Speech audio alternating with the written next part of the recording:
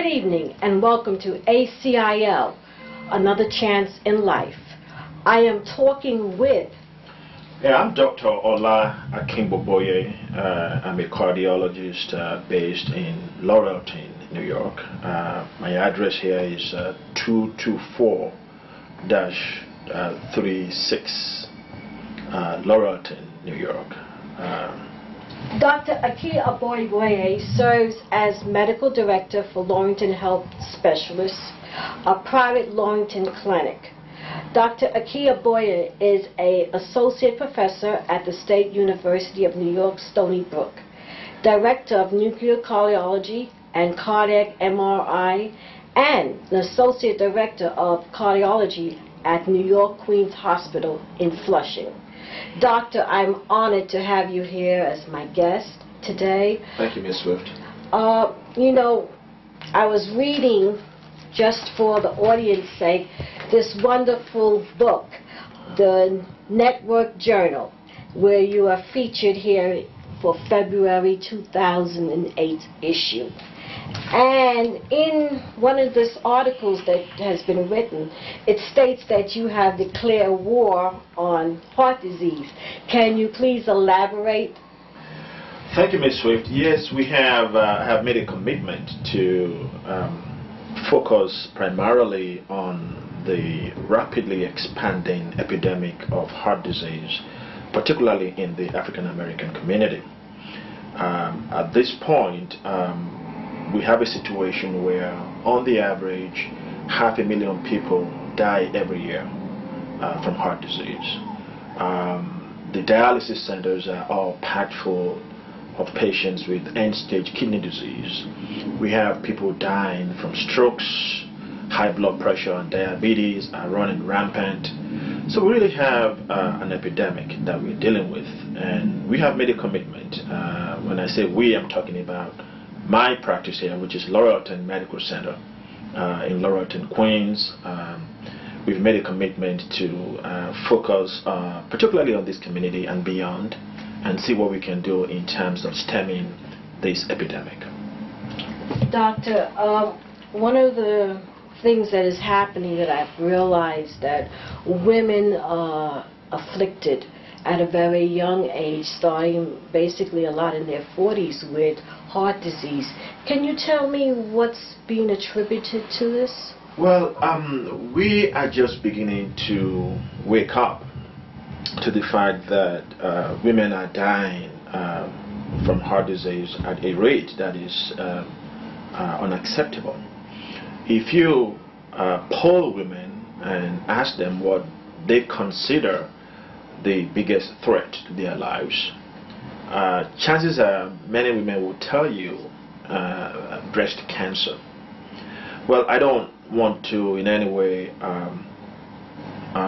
underrate the importance of breast cancer. I think it's a good thing that the community is fully aware that breast cancer is highly prevalent. But one needs to keep in mind that the commonest cause of death in women across the board is indeed heart disease. And heart disease kills many more women than breast cancer.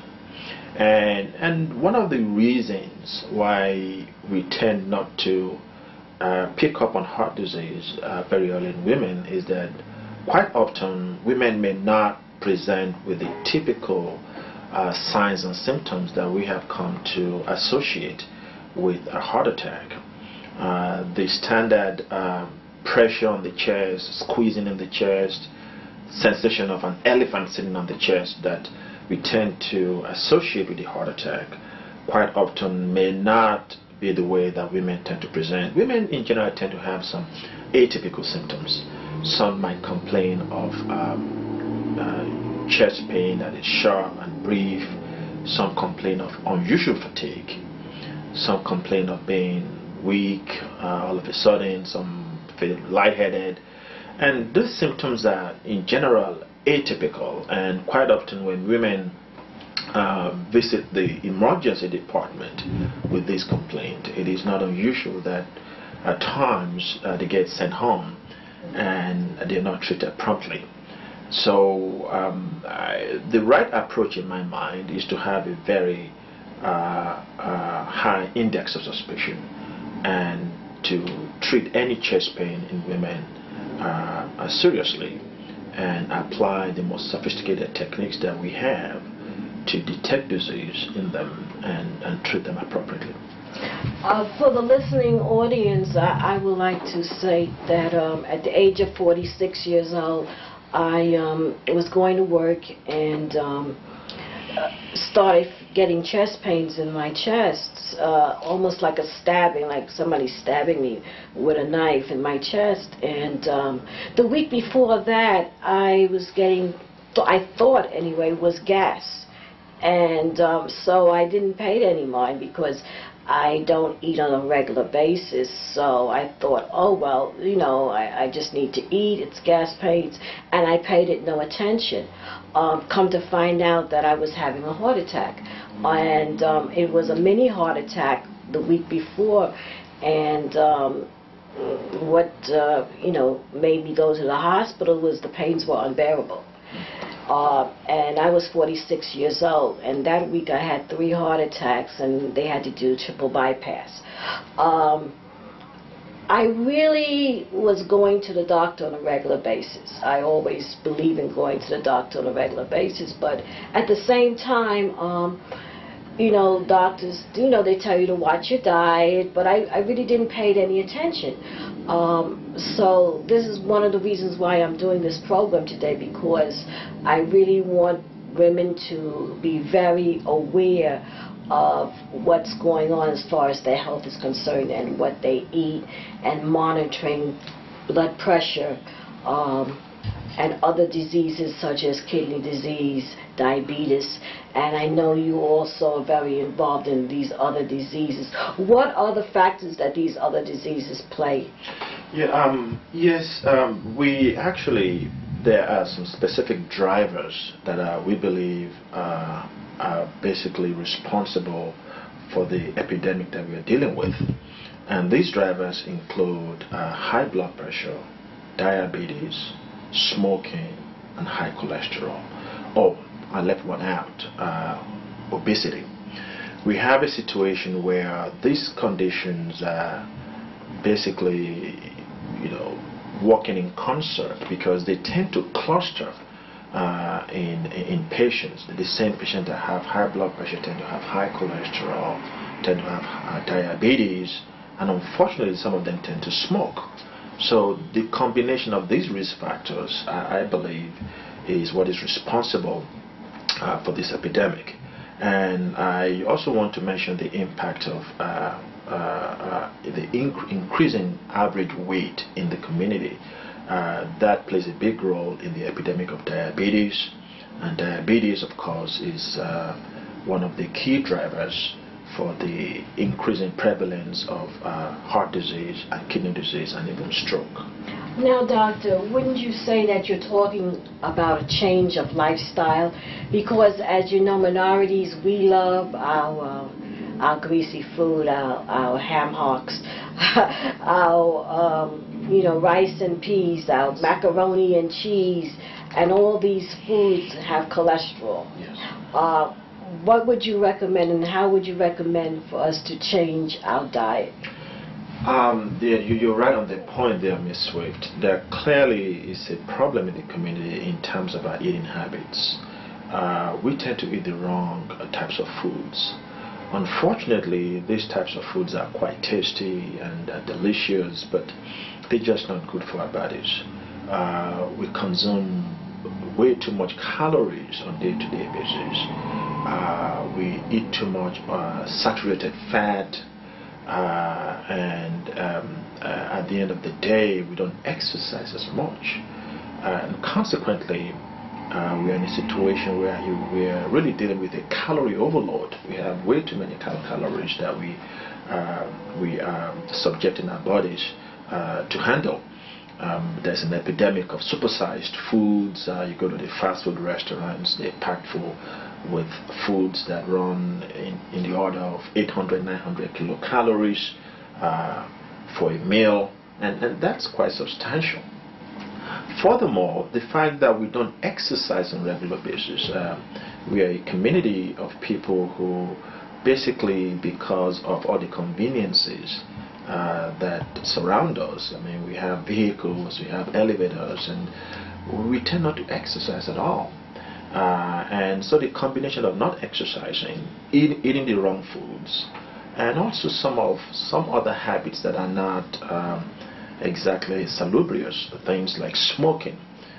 Smoking, in my opinion, is one of the most powerful drivers of many conditions like heart disease, of course lung disease, and strokes. And the reason why smoking is very powerful is because nicotine damages one of the most important organs in our bodies, which is called the endothelium.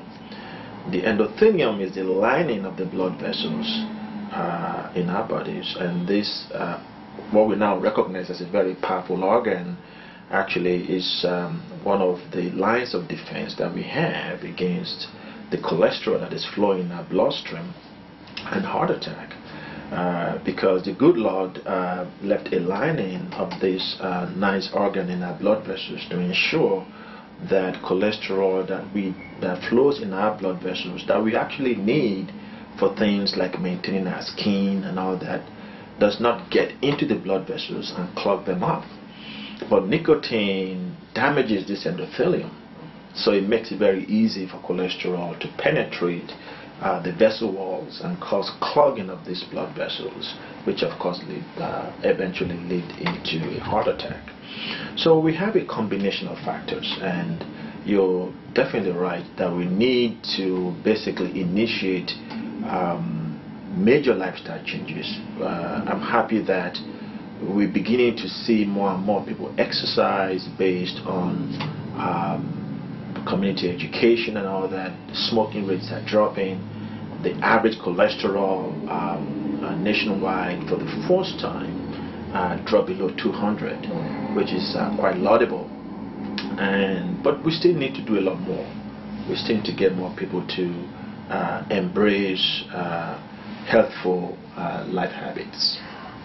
We also see, well, a few months ago I turned on the television and I heard about a young man at college, dying. He was playing basketball and he had a heart attack by playing basketball. What's associated to a lot of young people in their 20s or even teenagers having heart attacks? What is the percentage? Well, we're seeing an increasing number of people in their 20s and their 30s suffering from coronary artery disease and suffering heart attacks. Excuse me, doctor, is it the same type of disease as if somebody's in their 40s or 50s? That's true. And again, I will tie things back, Ms. Swift, to what I said earlier on in terms of the drivers of heart disease. I'll give you an example. There is a condition known as adult onset diabetes or type 2 diabetes, and that's the common type of diabetes that we often encounter, but usually in the 40s or the 50s. Now we are seeing teenagers with so-called adult onset diabetes. So when you have a situation when someone becomes diabetic at the age of 15, and we know the long-term effects of diabetes include heart disease and stroke and kidney disease. So you now see people who, at the age of 15, 16, primarily because of dietary habits and weight gain, become diabetic. By the time they get to the age of 20, 25, 26, 28, they're already beginning to manifest the secondary complications of diabetes.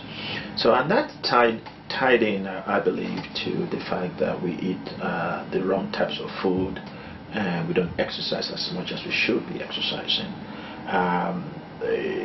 When I was training,